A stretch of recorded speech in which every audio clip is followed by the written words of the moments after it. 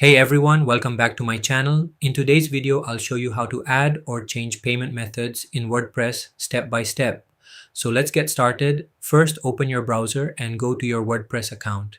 Then click on your profile icon to open your account settings. From the left side menu, select the Purchases option. Now at the top, click on the Payment Methods tab.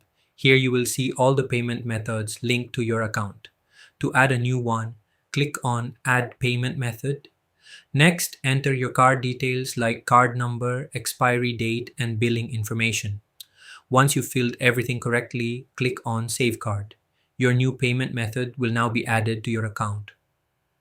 WordPress supports major credit and debit cards, and in some regions, you can also use PayPal, Apple Pay, or Google Pay. Available options depend on your country, so you'll only see methods supported in your region.